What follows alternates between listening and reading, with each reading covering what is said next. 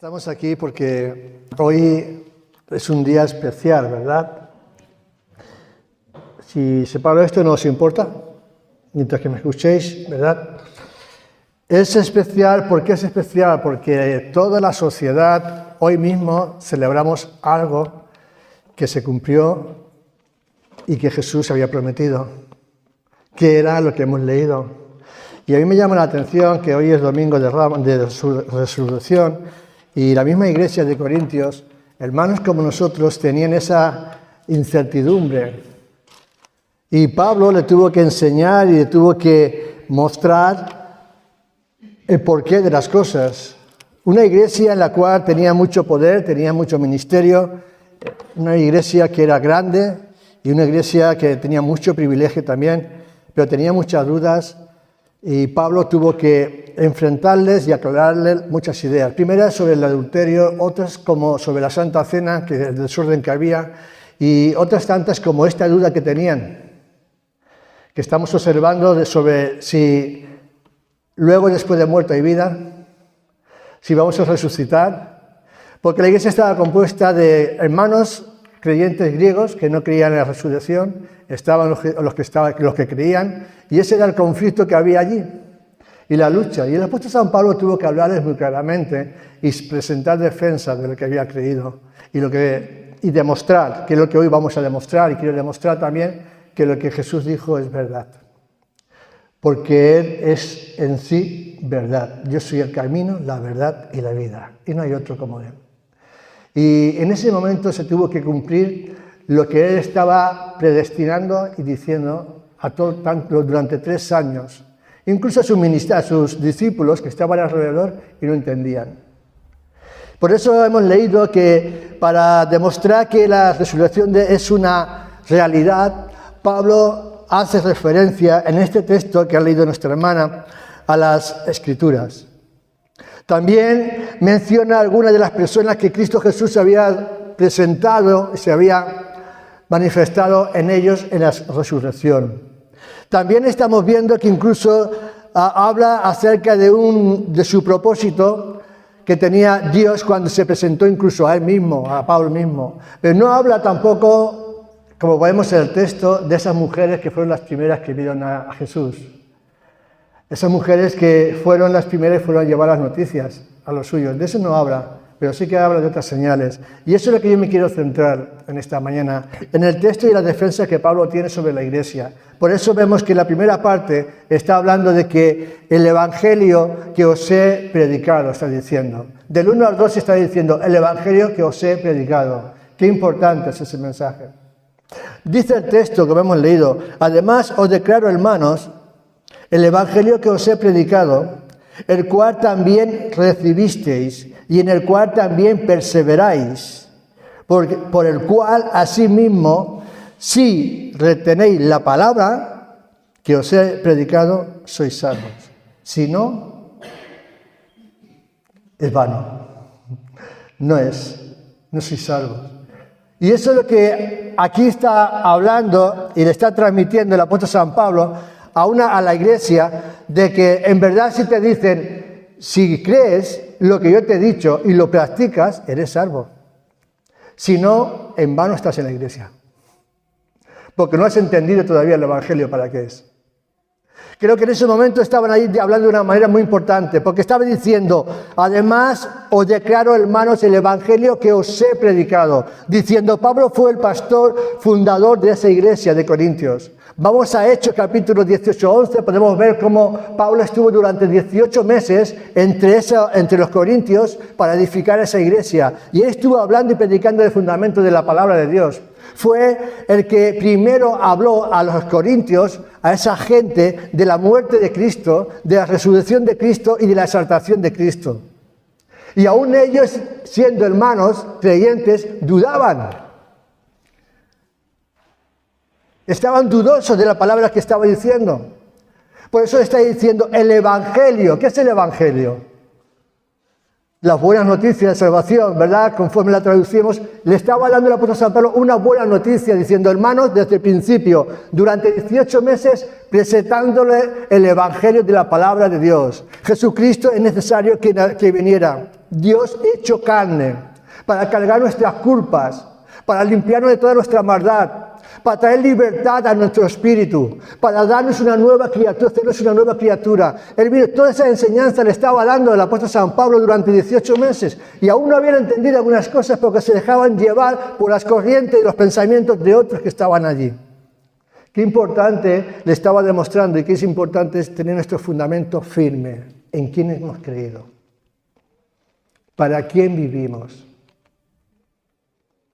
Porque el evangelio que nos presentaron en un día a cada uno de nosotros también fueron las buenas noticias.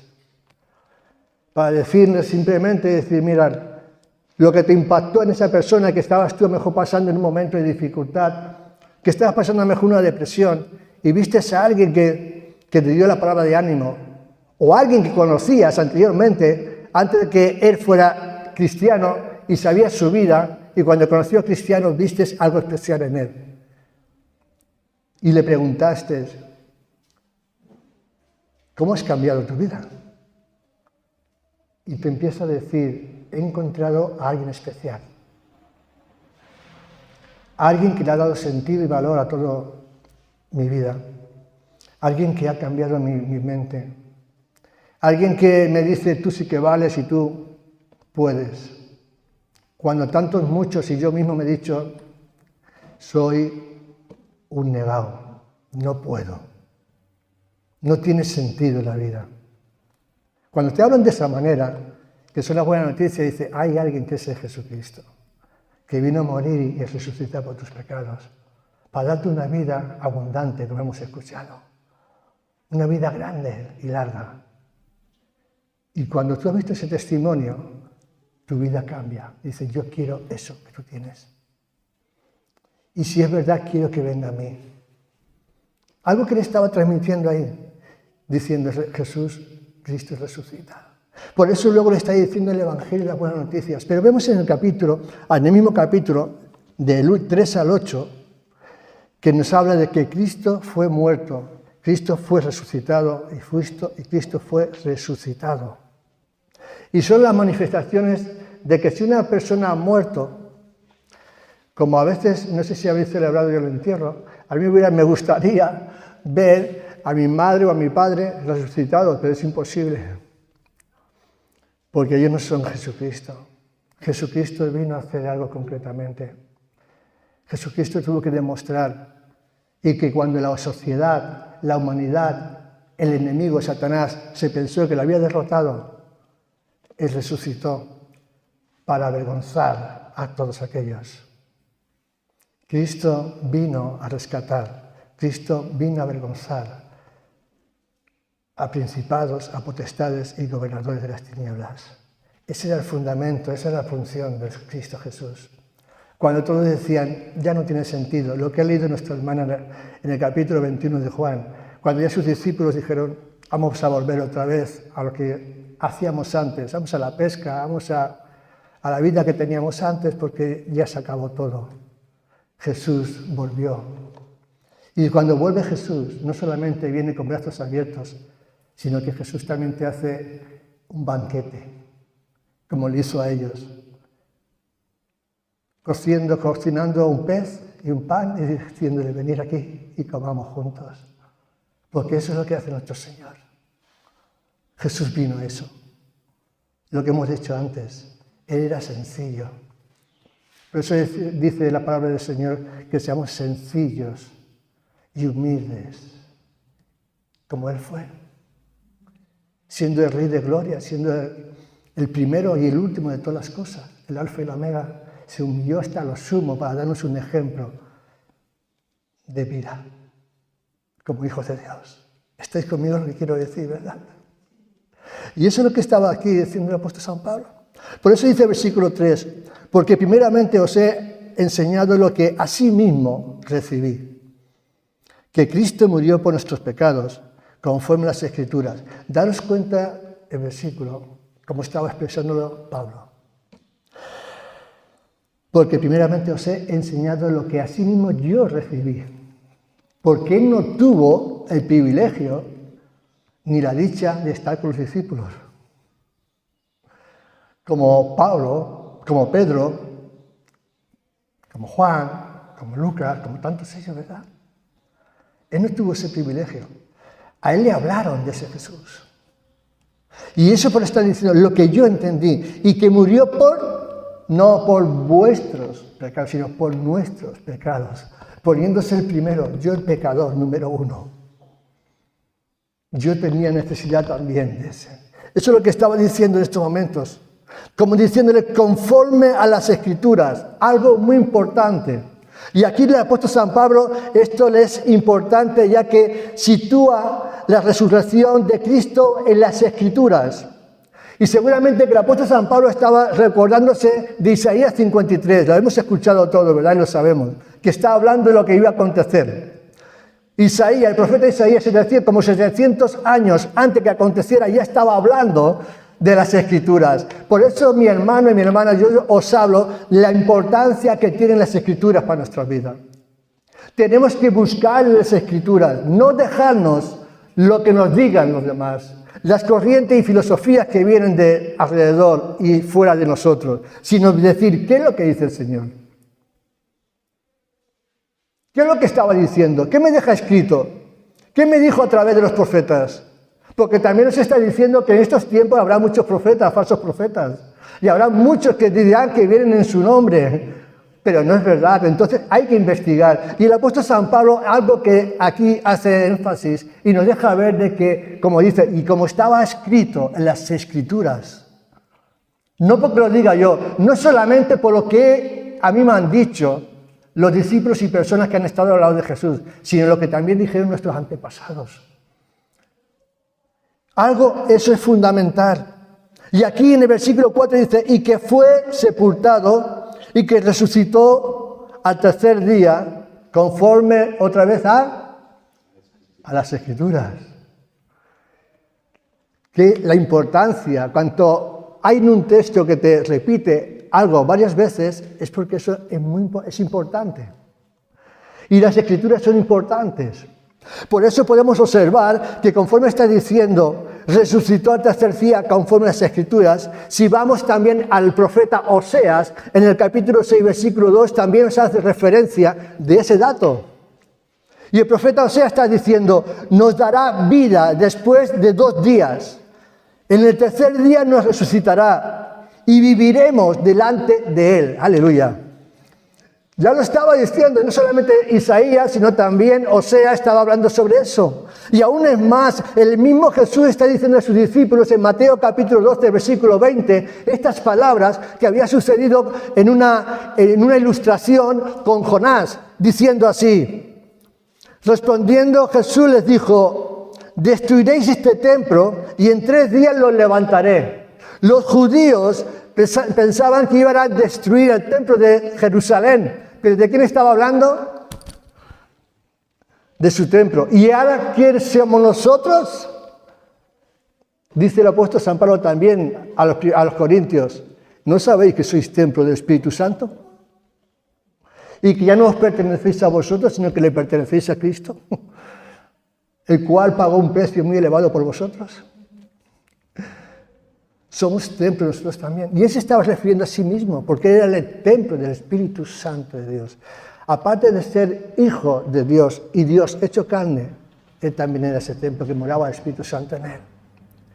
El cual hoy nosotros también tenemos ese Espíritu como hijos de Dios, que es el Espíritu Santo, y que nos lleva a toda la verdad y nada más que la verdad.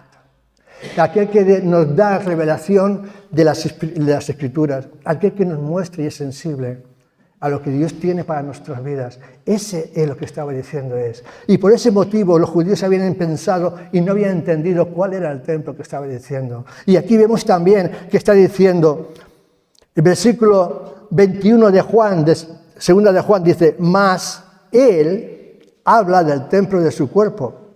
Por tanto, versículo 22, cuando resucitó de los muertos, sus discípulos se acordaron que había dicho esto, y creyeron las Escrituras y la palabra de Jesús.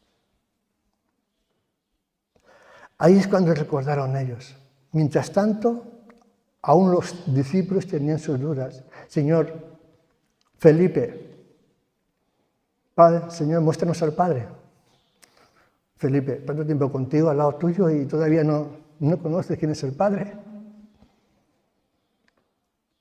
El Padre y yo somos el mismo, porque las obras que yo hago son las que el Padre me dice. Somos la misma persona.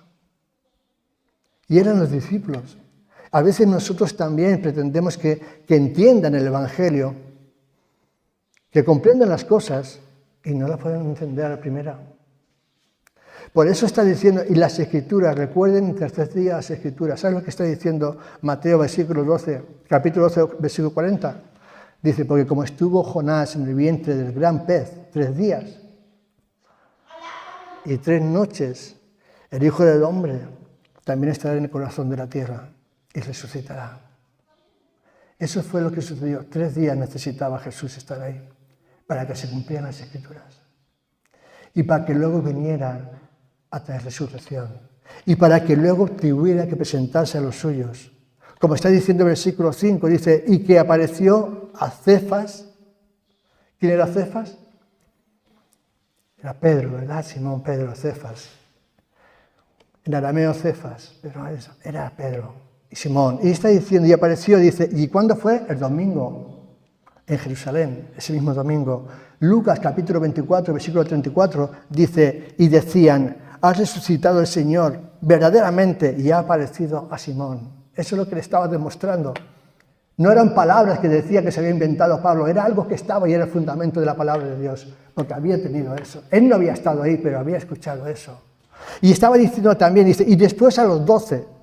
Si vamos a Juan capítulo 20, versículo 19, dice, y cuando llegó la noche de aquel mismo día, el primero de la semana, en este día, como hoy, dice, estando las puertas cerradas en el lugar donde los discípulos estaban reunidos por miedo de los judíos, vino Jesús y puesto en medio les dijo, paz a vosotros. Confirmación de que Jesús resucitó. Paz a vosotros. Entró en el lugar, imaginaros los hermanos judíos cómo estarían, atemorizados porque por si venían a por ellos a apresarlos. Y ellos allí en la casa juntos con las puertas cerradas y todo. Pero ahí entró Jesús. Paz a vosotros. Y ahí ya descansaron. Buscar la paz y seguirla. Solamente nos puede dar la paz verdadera Jesucristo. Él es el que nos va a guiar y nos va a traer paz en los momentos de dificultad, en los momentos de angustia y de desesperación, como estaban ellos. Paz. Ahí ya cambiaron su actitud. Eso es lo importante. Y aquí cuando dice que se le presentó a Cefas y a los 12, cuando dice de los 12, Pablo hace referencia y usa la expresión de los 12 para referirse a los apóstoles. Porque en esos momentos, uno de los 12 ya había fallecido, que era Judas, el que había traicionado a Jesús y se había suicidado. Ya no estaba él, pero Pablo sí que hace referencia como que Jesús tuvo 12 discípulos. El versículo 6 nos está hablando también lo que hemos visto. Después apareció a más de 500 hermanos a la vez, de los cuales muchos viven aún y otros duermen. A más de 500 hermanos solamente se va a ver reflejado en este versículo. No hay otro más que pueda decirlo. Solamente está aquí.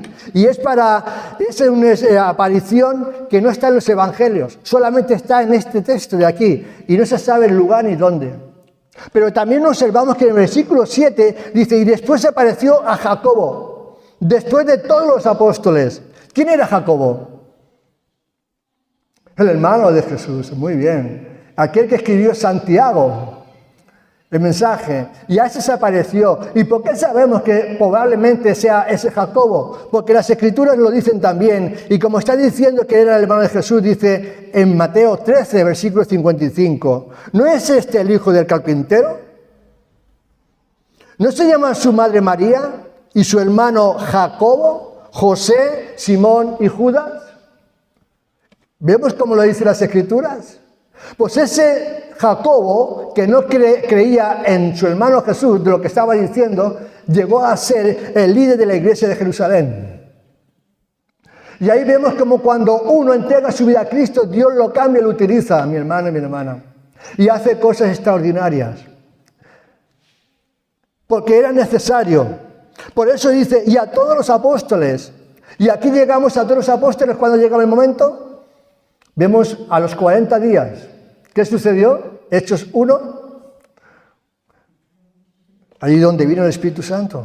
Días después de la Pascua. Ahí fue donde, en el Monte de los Olivos, si vamos a Hechos, capítulo 1, versículo del 6 al 8, dice así. Entonces los que se habían reunido le preguntaron al Señor diciendo, Señor, ¿restaurarás el reino de Israel en este tiempo? Otra vez volvemos con la pregunta. A veces queremos ver lo natural, pero no ver lo espiritual. ¿Restaurarás el reino a la que has venido? Y le dijo, no os toca a vosotros saber los tiempos o las ocasiones que el Padre puso en su sola potestad. Y versículo 8 dice, pero recibiréis poder cuando haya venido sobre vosotros el Espíritu Santo y me seréis testigo en Judea, en Jerusalén, en Judea, en Samaria y hasta el último de la tierra. Le está diciendo, yo no, vais a ser vosotros los que vais a ser y vais a cambiar Israel, y no solamente Jerusalén, Judea, Samaria, sino hasta el último de la tierra. Hasta Alginet, hasta Valencia, hasta España, porque vais a ser vosotros. Yo he tenido 3 años de ministerio, pero vosotros podéis hacer mayores cosas que yo he hecho porque tenéis más tiempo que yo. Mi hermano y mi hermana, seguramente que aquí hay algunos hermanos que están como de 10 a 20 años en el Señor. Hemos tenido mucho más oportunidades que el Señor para predicar el Evangelio. Y muchos más días, ¿verdad? Dice, no yo, pero vosotros. Y recibiréis poder. Y cuando le dijo esta promesa, recibiréis poder cuando haya venido el Espíritu Santo sobre vosotros y me seréis testigo en todo Jerusalén, Judea, hasta Samaria, hasta el último de la tierra. Dice, cuando después de dejó esa promesa, ascendió al Padre. Ahí ya se cumplió.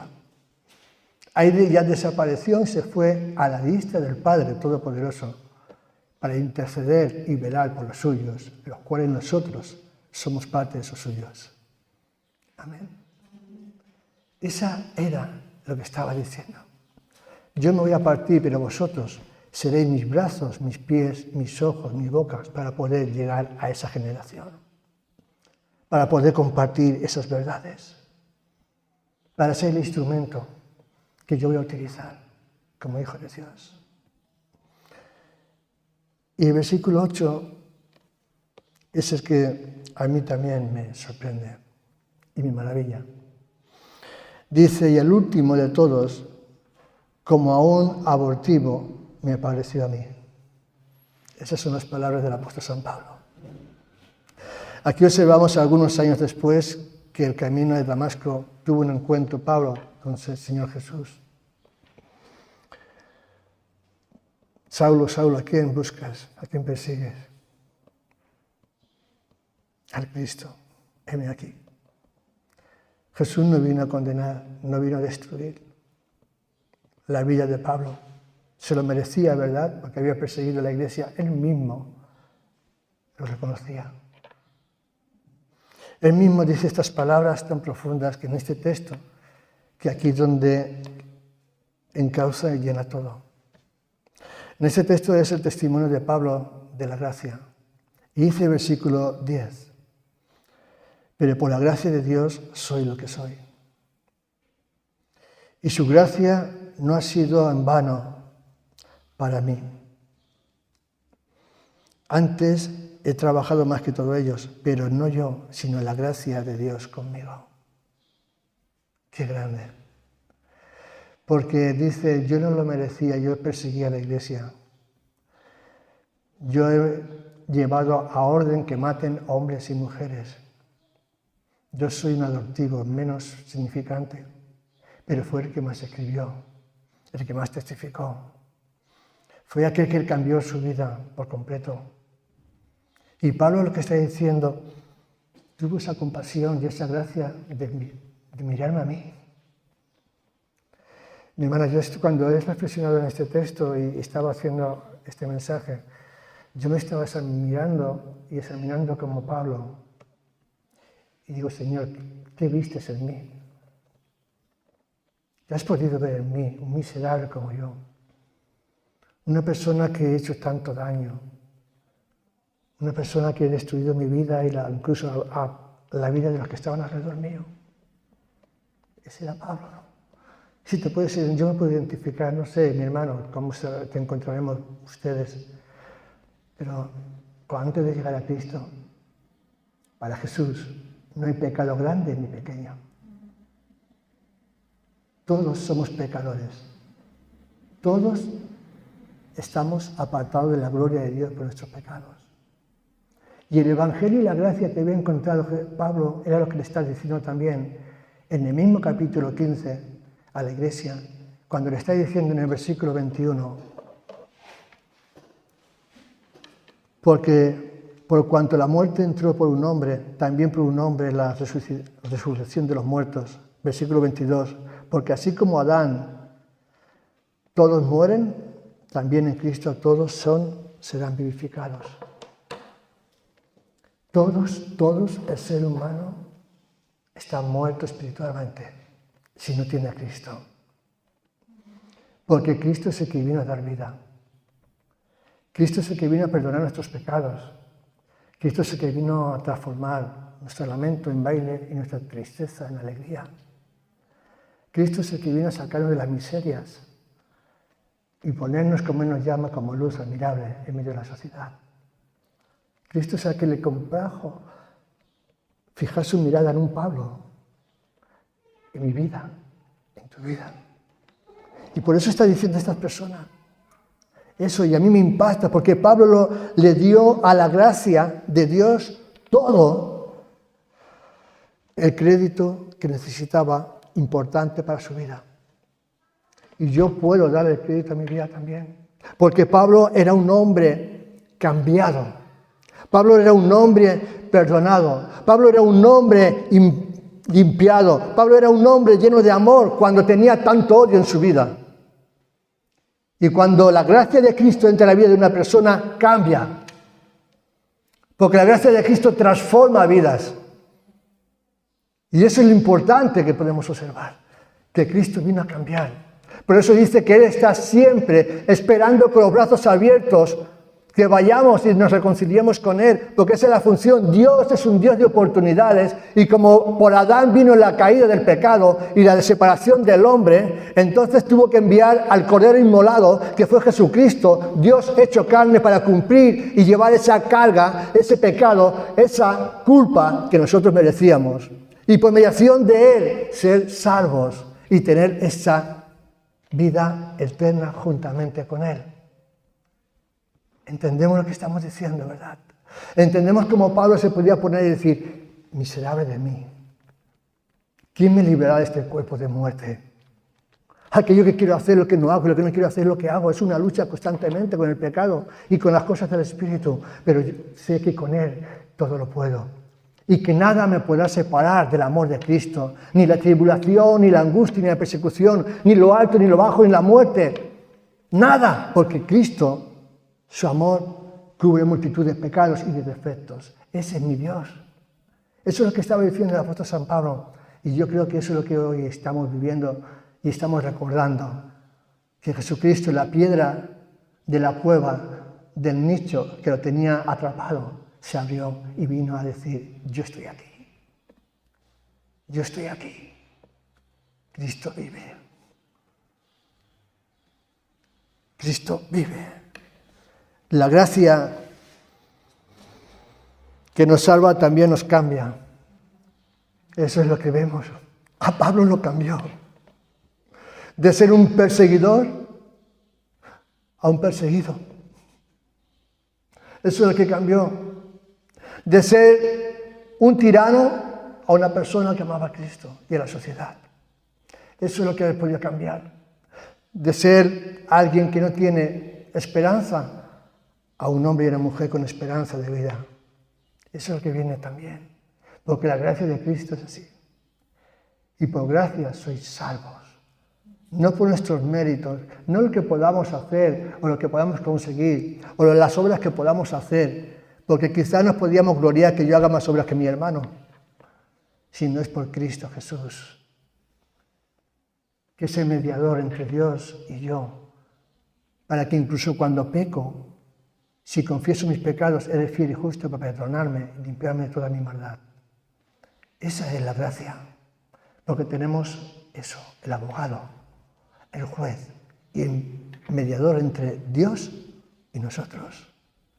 Eso es lo que había entendido y eso es lo que estaba transmitiendo. No puedes recibir la gracia de Dios sin ser cambiado por ella. Necesitamos. Y el cambio no viene en el momento, en ese instante. El cambio es progresivo, es constantemente. Porque necesitamos constantemente, porque a veces caeremos, pero es un cambio progresivo. Pero quieres que te diga algo importante, que desde que conoces a Cristo ya has cambiado.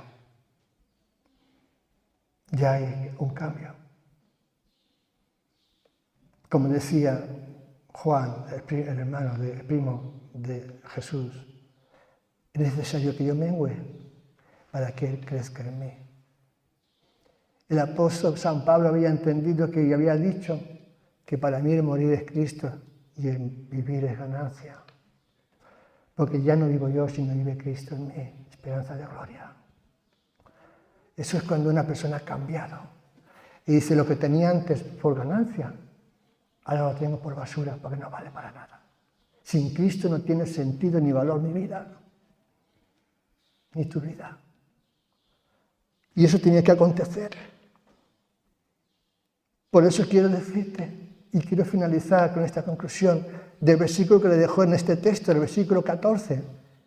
Te quiero decir que si esto no hubiera sucedido y no se hubiera producido en Jesús, vana sería nuestra predicación y vana sería nuestro estar aquí ahora y nuestra fe. No tendría sentido. ¿Sabes por qué? Porque la resurrección de Cristo es el fundamento de la fe de un cristiano. Sin Cristo no tiene fundamento. Sin Cristo de nada vale que podamos abrir estas puertas porque no, estaría vacío, estaría hueco. ¿Sabes lo que le dan vida? Nosotros, como piedras, que nos dice el apóstol San Pedro, que sois las piedras. Unas a otras edificamos el templo y estamos juntos. Y es lo que le da valor. Por eso está diciendo en el versículo 14, y le está diciendo, y si Cristo no resucitó, vana es nuestra predicación. Y vana es nuestra fe. Amén. Lo creemos, ¿verdad? Podemos creer que Cristo vive, que era necesario, y hoy celebramos la resurrección de Cristo. Y que por medio de su resurrección Jesucristo derrotó a las muertes, a principados, a potestades, a gobernadores de las tinieblas, al enemigo, lo pisoteó y dice que nosotros tenemos la misma autoridad que Él. Porque mayores cosas que Él ha hecho haremos nosotros predicando la palabra de Dios. Pero también nos deja muy claro y nos dice que si Dios está con nosotros, ¿quién contra nosotros? ¿Quién nos puede apartar de ese amor de Cristo? Nada, ni nadie. Por eso nos damos sentido. Porque esa resurrección nos da una comunión con Dios directamente. Porque ahí se rasgó el velo que nos separaba de tener esa relación con Él. Y ahora podemos, mi hermano y mi hermana, tener esa dicha de podernos congregar como estamos, alabarle, darle gracias, de estar en casa y empezar ya de buena mañana a abrir los ojos y decir, buenos días, Espíritu Santo. ¿Qué nos espera hoy? ¿Hacia dónde vamos? Dame la sabiduría para hacer las cosas correctamente como tú esperas de mí. Perdóname si en algo te he fallado. Espíritu Santo, sé que sin ti no puedo hacer nada, porque tú eres el que me llevas a toda la verdad y nada más que la verdad. Tú eres la lumbrera y lámpara de mis caminos. Eso es lo que nos estaba llevando, importante. Por eso es lo que nosotros hoy, como hijos de Dios e hijas de Dios, tenemos la persona del Espíritu Santo en nosotros, para que podamos testificar y tenemos ese dinamí, ese poder, que es la palabra, ese paracletos, que es el Espíritu Santo, para llevarnos a todo y que podamos confesar, como estamos haciendo, Cristo vive. Y no solamente que vive, sino que vive en mí. Esperanza de gloria. Ese es el mayor regalo que nos ha podido dar nuestro Señor Jesús. La persona, su persona en nosotros.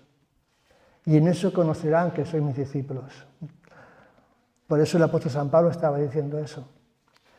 Imitadme a mí, como yo imito a Cristo.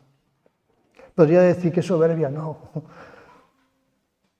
Es que reflejaba, su intención era esa, vivir para Cristo. ¿Sabes cómo murió Pablo, verdad? Le cortaron la cabeza.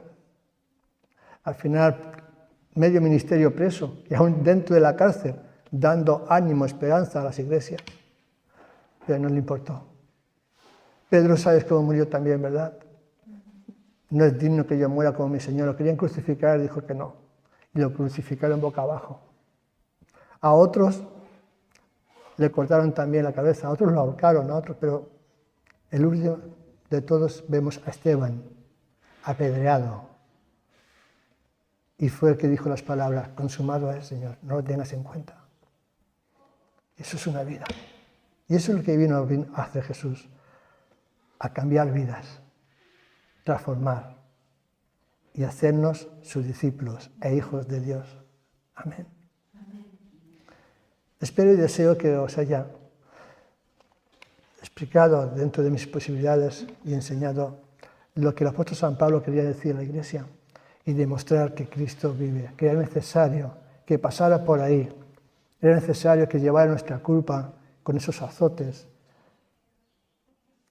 ese desprecio, con esa corona de espino en la cárcel, para que luego tuviera que resucitar y darnos esta vida, esta alegría, esta ilusión que tenemos hoy, esa esperanza, ese gozo que solamente nos puede dar Él.